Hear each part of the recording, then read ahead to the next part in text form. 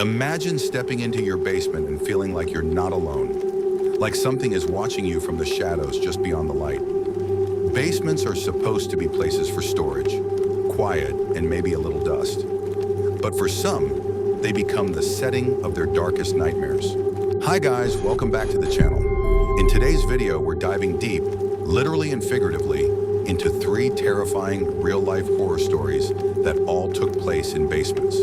From creepy discoveries to dangerous intruders to the unexplained, these tales are not for the faint of heart. Let's jump into it. Story 1, The Hidden Door by Rachel Bennett. My name is Rachel Bennett, and I grew up in a quiet, historic town in upstate New York, in a house that had been in our family for nearly a century. It was one of those old Victorian homes with peeling wallpaper, creaky hardwood floors, and drafty windows that never quite shut all the way.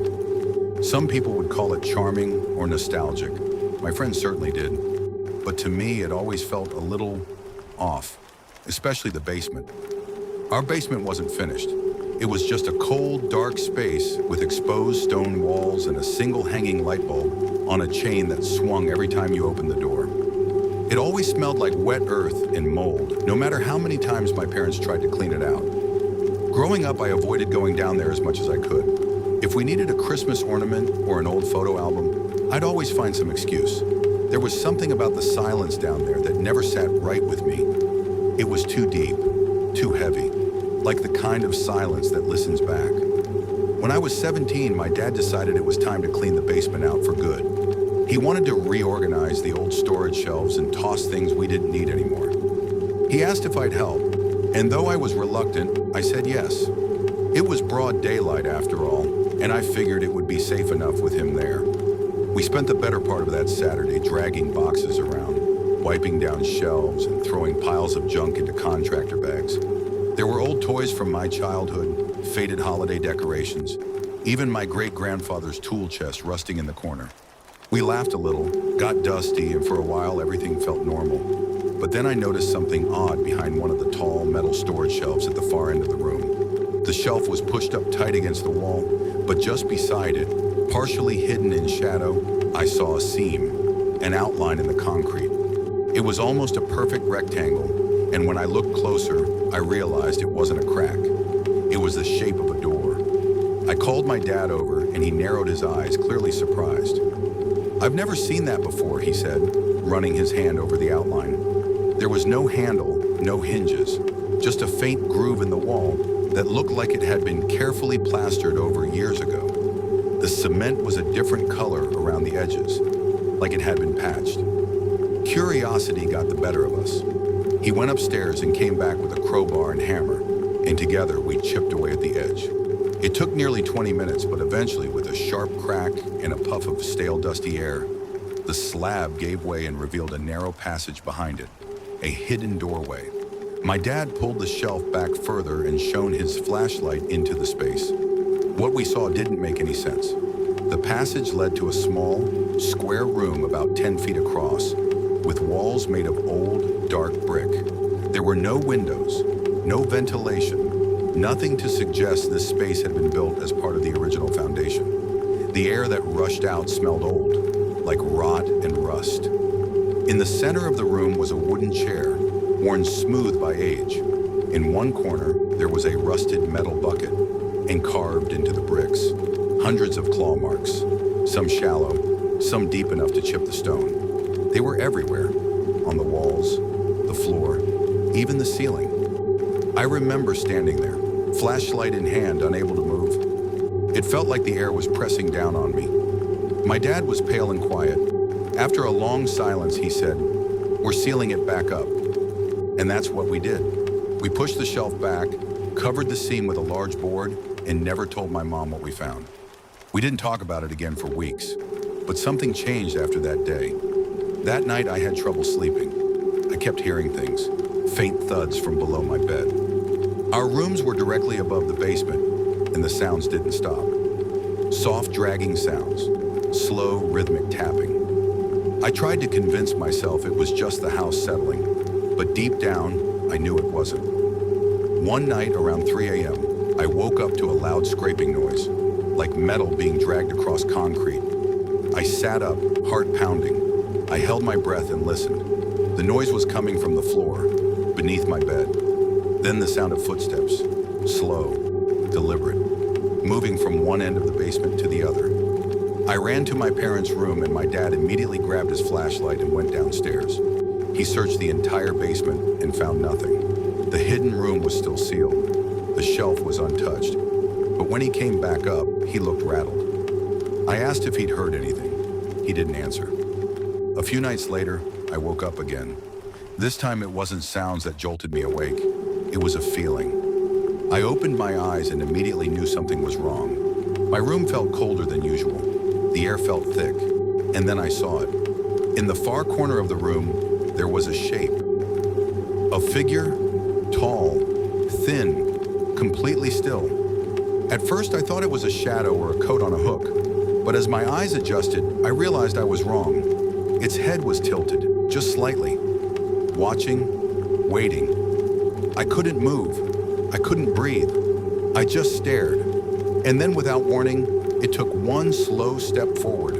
I screamed. My parents burst into the room, flipped on the lights, and just like that, the figure was gone. There was nothing there.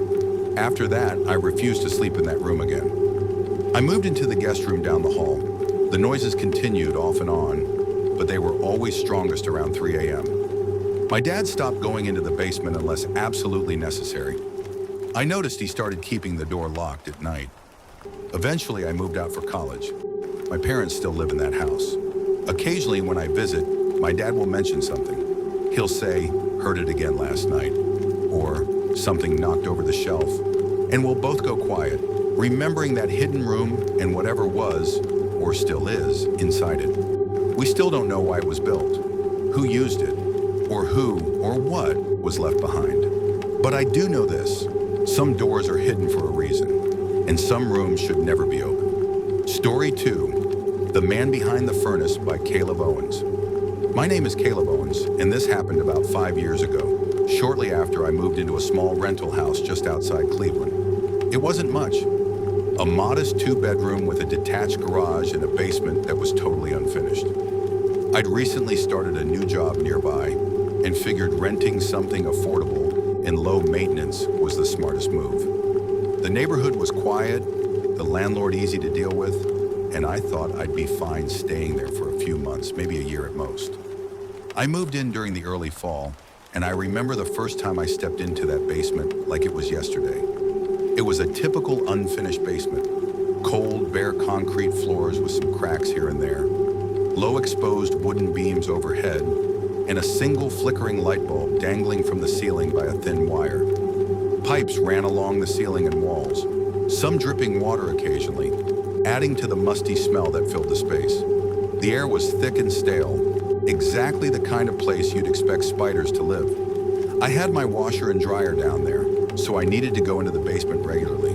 But from the moment I stepped down the creaky wooden stairs, I felt this heavy, suffocating sensation, as if the basement itself was breathing, watching me. It's hard to explain, but it was more than just the cold or the damp. It felt like the walls were alive with eyes. You know that feeling when you're in a dark room and you just know someone or something is right behind you, but when you spin around, no one is there? That's exactly what I felt, over and over. Every time I went down, my skin prickled, and I could swear I heard faint breathing or footsteps just out of sight. I kept telling myself it was my imagination, or maybe the stress of living alone for the first time. Basements have a reputation after all, and it was probably all in my head. But then things started to get stranger. It began with small, odd little things. My laundry detergent, which I always kept on a shelf next to the washer, would be moved or knocked over. I thought maybe I'd misplaced it, but it kept happening. The toolbox I stored in the corner sometimes wasn't where I left it. I'd find the drawer slightly open, or tools shifted around, even though I was the only one with the key to the house. One night I came home late from work, exhausted and ready to crash. I heard something, a slow creaking sound from the basement floor below. It was subtle, but definitely footsteps pacing back and forth, uneven and cautious. The house was silent except for that. My heart raced as I stood frozen in the living room. I called out, but only silence answered. I forced myself to go down the stairs to check, but found nothing. Just the cold, empty basement. I convinced myself it was probably the house settling or an animal outside. Still, I couldn't shake the feeling that I was not alone. Then one night, it got worse. I was down in the basement switching laundry late after a long day when my flashlight beam caught something on the floor. Muddy footprints, bare footprints. They started right at the bottom of the stairs and disappeared behind the furnace. My heart stopped. I stood there staring, unable to move or speak. Who else had been down here? How long had they been here? I thought about the creaks I'd heard, the things that had gone missing or been moved around. The basement wasn't just creepy, it was inhabited. The furnace was a huge, rusty metal monster sitting in the corner of the basement. Behind it was a narrow crawl space, dark and cramped, barely wide enough for a person to squeeze into. No light reached back there, just thick, impenetrable blackness. I debated what to do. Part of me wanted to run. Another part wanted to see if someone was hiding there, but I was too scared. I backed out of the basement and called the police. The officers arrived quickly, their flashlights cutting through the gloom. They searched every corner of the basement, every nook and cranny, until they finally found him. A man, living in the crawl space behind the furnace. He was dirty, disheveled, with wild eyes that told stories of hardship and desperation. The police told me he was homeless and had apparently found an unlocked basement window sometime before I moved in. He'd been sneaking upstairs at night to steal food, then retreating to that tiny dark space by day. I was horrified. But the worst part? The police found a large hunting knife in his bag, sharp, menacing, and capable of serious harm. Along with that, they uncovered several notebooks filled with detailed notes about me. Descriptions of what I wore, what I ate, when I left the house, and when I came back. Every habit I had was meticulously documented. I realized then that this wasn't just some random homeless guy hiding out. It was someone who had been watching me, learning my routine, waiting. The thought that someone had been living mere feet away from me, in the dark, silently observing my every move for weeks, maybe months, shook me to my core. The house didn't feel safe anymore. My sense of security vanished overnight. I packed up everything and moved out the very next day. I didn't bother trying to negotiate or stay. I just left. I couldn't live there knowing what was lurking beneath my feet. Even now, years later, I'm still cautious whenever I enter a basement. Whether it's a friend's house or a new place, I check behind furnaces, under stairs, and in every shadowed corner. You just never know who or what might already be hiding down there, waiting in the darkness. That basement taught me something terrifying. Sometimes the scariest things aren't the monsters you imagine, but real people hiding right under your nose, in the places you think are safe. Story 3, Voices from Below by Tessa Grant. My name is Tessa Grant, and this story takes place when I was a sophomore in college. I was living off campus in a small rental house with 3 other girls. It wasn't much, just a 2-story house built in the 1940s with an unfinished basement, but it was all we could afford. The house had character, too much character, the kind that gives you an uneasy feeling when you walk down the hall at night. But none of us paid much attention to the little things that seemed off. After all, it was a college town, and a lot of the houses were old and creaky. We didn't spend much time in the basement. It was too cold, too dark, and too unfinished. The floors were cracked and uneven, and the old furnace groaned when it kicked on. The basement was only used for laundry, and that was always a group effort. None of us liked to go down alone. There was something about it, something unsettling. But it wasn't until one fateful night that I truly understood why. It was late one evening, around midnight. I had just finished studying for an exam and realized that I hadn't done my laundry. I didn't have time to wait until the morning, so I decided to run down to the basement and get it done. The rest of the house was asleep, and the only sound in the air was the hum of the refrigerator in the kitchen.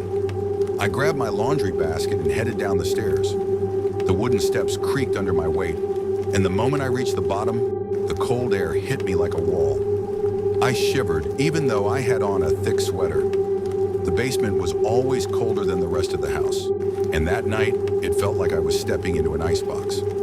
I flipped on the single light bulb hanging from the ceiling, and the weak yellow light barely illuminated the far corners of the basement. I dropped my laundry basket on the floor near the washing machine and started sorting through my clothes. The low hum of the washing machine and the clanking of hangers were the only noises I could hear. But then something else broke the silence. A sound, a soft whisper just behind me. I froze, my heart skipping a beat. I wasn't sure if I had heard it right, but I thought I heard someone say, "Tessa."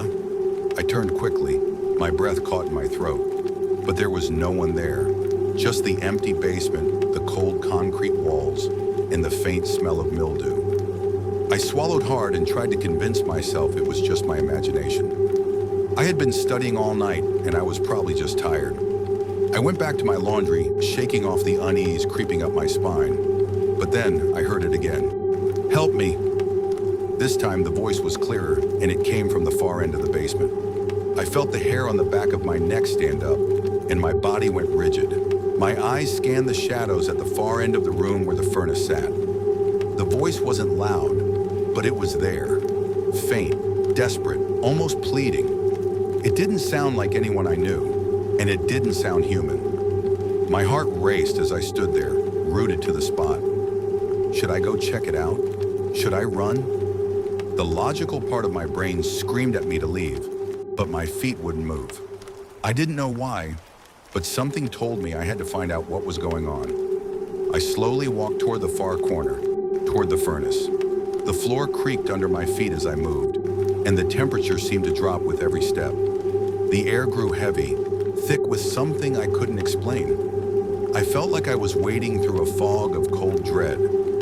As I reached the furnace, I noticed something strange. A small, rusted vent, grate on the floor, hidden beneath a pile of old boxes. The whispering was louder now, almost like it was coming from inside the walls. It was muffled, but I could make out the words, "Help, please." I crouched down and pulled away the boxes to reveal the vent. It was too small for me to fit my hand through, but I could hear something scraping against the metal. Someone or something was on the other side. A chill ran down my spine as I stared at the vent. Then, without warning, I heard a loud bang, a thud from inside the vent, followed by a loud, wet scraping sound. I backed away, panic flooding my chest. I rushed to the stairs, nearly tripping over my laundry basket in the process. But before I could make it up, I heard one final thing, a voice clear and desperate. "Get out!" I slammed the basement door behind me and locked it, my hands shaking.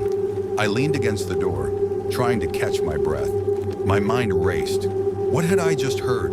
What was down there? The logical part of me said it was just an animal, maybe a rat or a possum, but deep down, I knew it wasn't. I called my roommates in a panic, but they were asleep and didn't hear the urgency in my voice. I sat in the living room trying to calm down, but I couldn't shake the feeling that something was watching me. I couldn't stop hearing that voice, that whisper, "Help me," echoing in my mind. The next day I told my roommates what had happened. They all laughed it off, saying I was just being paranoid or that the house was settling, but I couldn't shake it. I couldn't ignore what I had heard. So I called the landlord asking him to check the basement. When he came over, he seemed uninterested. He said the basement had been unused for years and that there were probably just rats or old pipes making noise. But when he went down to check, I saw the look on his face change. He came back upstairs, pale and sweating. "I didn't think it was anything," he muttered, "but there's something down there." I was too terrified to ask him what he meant. He told me he'd have it looked at, but I never felt safe in that house again. I moved out a few weeks later, and the moment I stepped into a new place, the haunting whispers stopped. I don't know what happened in that basement. I don't know who or what was down there, but I can still hear that voice sometimes late at night when I'm alone, and I never ever want to hear it again. Thanks for watching. If you like this video, please like, share, and subscribe to our channel for more creepy stories. Which of these true stories gave you a chilling experience? Let us know. Until next time, stay curious, stay safe, and remember, sometimes the scariest stories are the ones that are real.